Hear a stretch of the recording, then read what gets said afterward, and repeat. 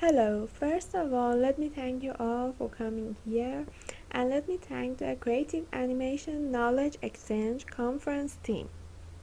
Allow me to introduce myself. I'm Hadis Malekie.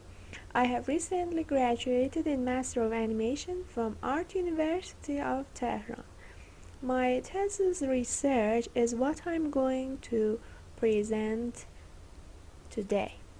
I apologize for that I'm not physically here, but if you have any questions or comments, I'm really interested and I would be thankful if you contact me and ask them. Today I'm going to talk to you about camera movement in relation with animation narration. That means how camera movement can help to narrate parts of the story of animation. But is there really any relation? Let's take a look at some examples before starting the discussion to ensure that there may be some relation to talk about. Do you remember the character Buzz Lightyear in animation Toy Story? In parts of animations, Buzz finds out that his abilities to fly or send laser was not real. That's an emotional failure for him. How the audience can feel he's down. Now consider Panda in Kung Fu Panda animation. Panda was lazy. Let's watch part of the animation. In that we watch together, we see the long stairs on a hill in an extreme long shot. Then we see Panda pulling a heavy soup pot and dishes. After it we see the sun and it dissolves to a shot in which the sun is in another place of the sky. So we know that time has passed. After that we see Panda on the stairs, and since time has passed, we, the audience, guess that Panda should be on the last steps of his way. Then a rapid zoom out surprises us and we found out how lazy is our panda.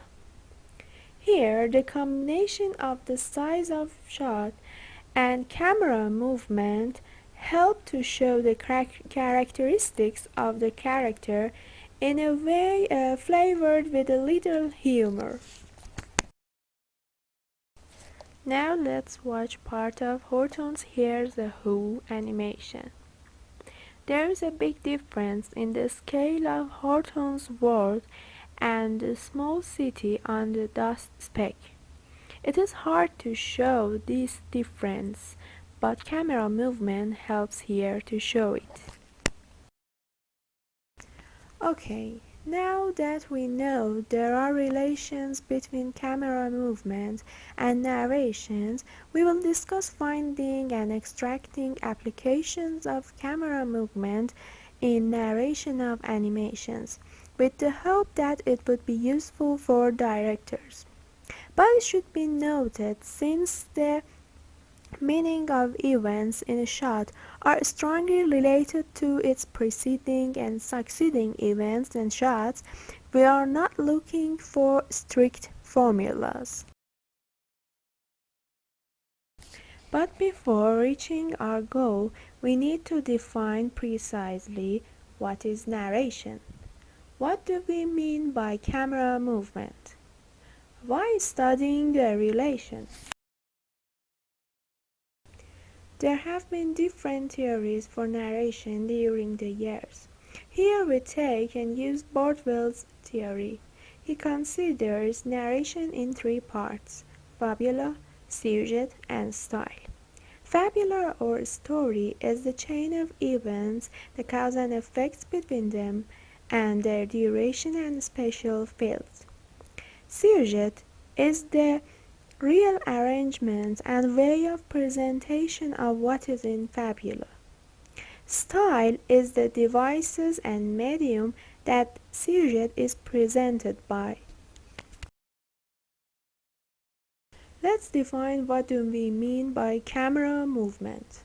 By the word camera, We do not mean a physical camera, although in some animation production techniques like stop motion, a real physical camera is used, and in 3D CG or some digital 2D techniques, a virtual camera exists, but here we refer to frame as camera. So any changes in the frame's features like scale, opacity, size can be considered as a camera movement. We mean moving frame, regardless of the technique that is used in the production, like multiplane camera or other techniques. We also consider zoom, pan, tilt as camera movement. Even in some situations that cut resembles a rapid jump in time or space, we consider it as camera movement too. In defining the relation between camera movement and narration, we consider two aspects. In the first view, we would find applications of using camera movement that can help in narration due to what effects that the camera movement itself can have. In the second approach, we will find some uses of camera movement in animation that are gradually formed over passing the years. They are like some unwritten contracts between audience and directors. This means that if we show them to the audience from older days, they may not catch the same meaning. Now let's start to extract and categorize the applications of camera movement. First, remember the three examples we saw at the beginning of our discussion. In Kung Fu Panda, the camera movement was used to help in defining the characteristics of the main character, Panda. In Toy Story, camera movement helped to show the emotional feeling of the character and the scene. In Horton Hears a Who, movement was used to demonstrate the scale and size of the location. In another application, consider the personal spaces, such as intimate zone, personal zone, social zone, and public zone, which are proposed by anthropologist Edward Hall in 1966. We act differently in our different distances. For example, intimate zone is a very small space that you don't allow anyone to enter it, and it is used in lovemaking, killing, wrestling, and games. So if one unexpectedly enter it, you may get nervous, as you may have noticed that an interrogator may suddenly close his face to a person to make him or her nervous and find out the truth. Now consider the shot when the lion is shocked and worried by what he sees. Just showing his face reaction is not as powerful as when it is combined with the camera movement, a fast zooming. By using the zoom, audience will feel worried by passing their own personal spaces suddenly, so they can feel the nervousness and worry of the character, the little lion. The same as the music can join two different shots together, camera movement can help to connect shots, especially when it is hard for audience to accept two things or character are in the same location.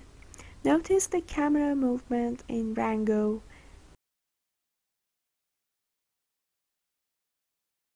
As another application of camera movement, it can also help in animating. For example, in Rango, to animate the speed of sliding of Rango on a floor, when the camera can't pursue Rango and it exits from the frame, it shows its speed. Also, slowing down that is done on camera movement make the audience feel the sliding much better.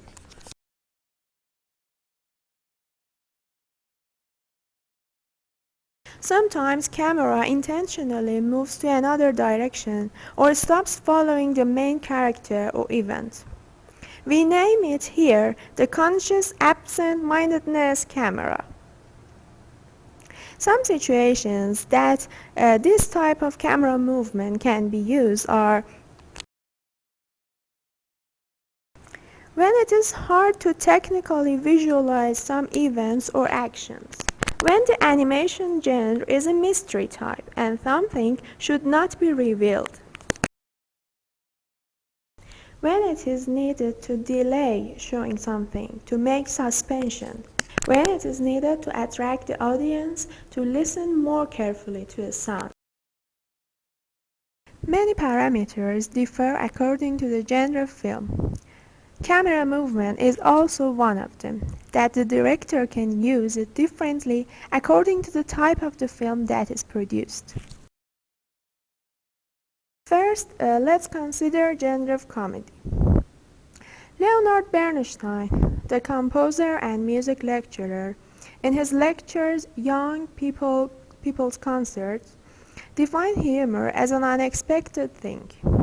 A joke makes us laugh because it is different from what we think or guess. And then he used this to explain humor in music as using of sounds, instruments, or other things in an unexpected way to make music humorous. Now let's consider the animation Emperor's New Groove. Look how the camera moves, zoom out, zoom in, wipe, etc. All these movements are too exaggerated and unexpected, so much different than what is normal. So here, camera movement helps to form the genre of comedy. In real animations, camera moves freely from up to down with any changes in the speed or direction, as freely as one would be in his or in her dreams. Even a very rapid jump in time or space can also be considered as camera movement. Using much of these jumps together in regarding to the story that mean jumping in time or space can be named as even cubism in animation, the same as in the paintings and the cubism we draw an object or character from different point of view. When in animation we cut repeatedly we cut from different point of view of that object. This can be cubism in animation. Now consider musical parts in animation. Camera can move or dance in harmony with music, giving the audience a feeling of dancing, like Beauty and the Beast or Lion King. In this type of camera movement, a choreography for camera may be needed. When it goes to documentary animations, in many techniques, including rotoscoping or other techniques, director used the movement or shaking of camera to resemble the POV shots and handheld camera in documentary films. A good example of that could be Toy Story 3, when Andy replayed the recorded films of his childhood. Since the film is recorded by Handycam, the camera shakes to resemble more like a family self-recorded movie. In addition to type of the film, the camera movement also differ according to the director or country of production. As in Captain Tsubasa series, we see fast zoom of camera that were also used in Japan's cinema. Suspension and exaggeration are two important features of animation. Considering suspension, camera movement can control hiding something from the audience, and then by showing it It can either confirm what the audience have guessed or reject that, or just provide information to connect to scenes or shots. In this scene of animation Incredibles, camera do not show the boy in the car, then zoom out and we see him at the same time that the main characters see him, so we both get surprised at the same time. But regarding exaggeration, sometimes camera movement can help to exaggerate the acts of the character. Like the boy in Incredibles, he can run very fast. The director chooses a frame a little smaller than the space the boy runs, so camera should pan right and left fast to have him in the frame. This movement of camera makes the speed of running more exaggerated for the audience. In another type of exaggeration, we have exaggeration in scale of characters. Although over-the-shoulder shots can help a lot, but sometimes camera movements are inevitable in these animations, like Ratatouille or Grape Ape. We saw in the previous example of Horton Hears Who that another type of exaggeration is in size or scale of location. Sometimes camera movement can give a structure to the animation, but how? Consider musical forms like ABA, ABB. When a part or more repeat in music, this makes a form. The same as like that the director may use a special camera movement in a film repeatedly, but with different characters or in different times of the day or with different objects in it. This repetition will give a form and a structure to the film, reminding the audience to the previous parts and like sewing different parts of the film together. A good example of this repetition is about the dream of the dog in the animation The Triplets of Belleville. Master shots are the first shots of the film introducing the audience to what they will see and the theme of the movie. The type of camera movement and quantity of it in master shots or beginning scene can have an important role. As the first example, consider the animation Spirit.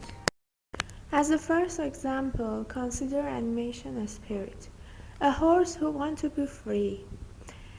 In the long first shot of Spirit, audience fly with an eagle, so they can feel the freedom by flying.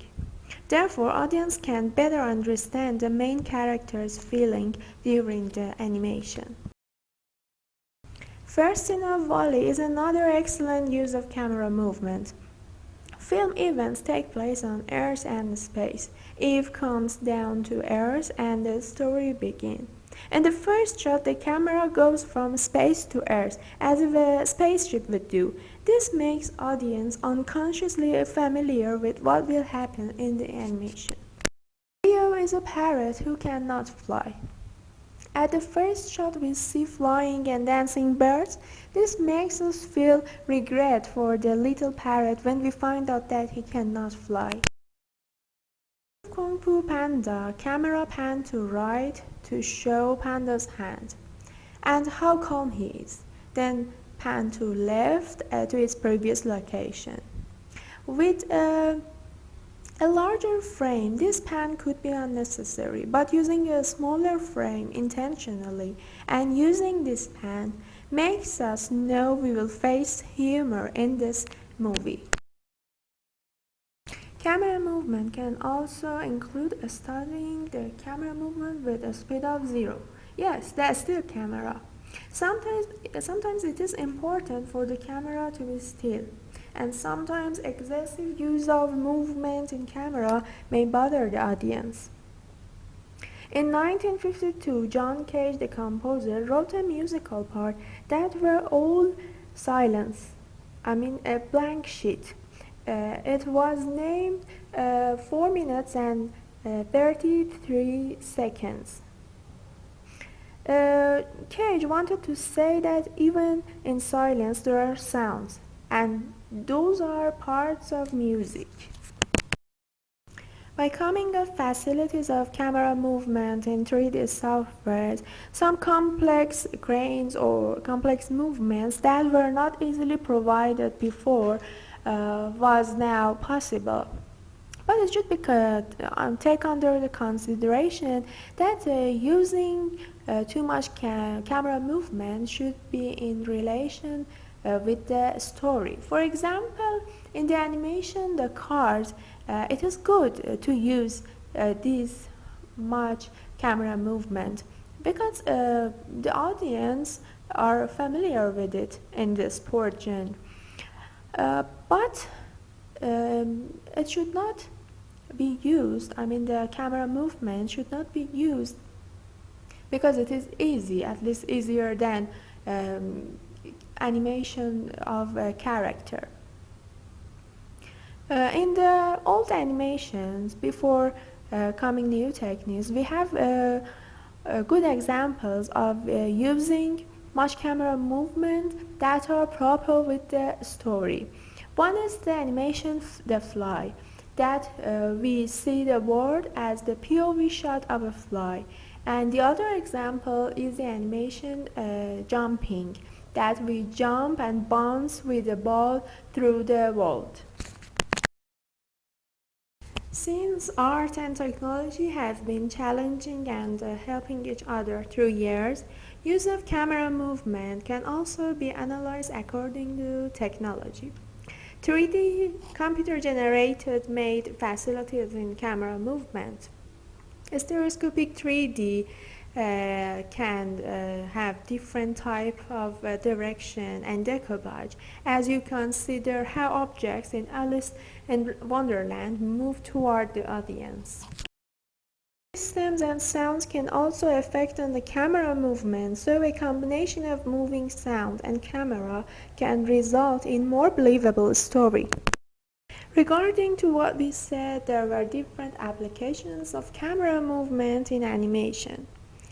Some are common between live-action cinema and animation, but some are more proper to animation and visual effects due to the exaggeration, suspension, and surprise that they have. In live-action cinema that a real camera is used, some movements are made and added automatically. But in animation, the director should take care of adding the movements in proper shots whenever needed to empower the telling of fabula by sujet. Thank you for your attention. If there are any questions, I'll be pleased to answer them. Thank you.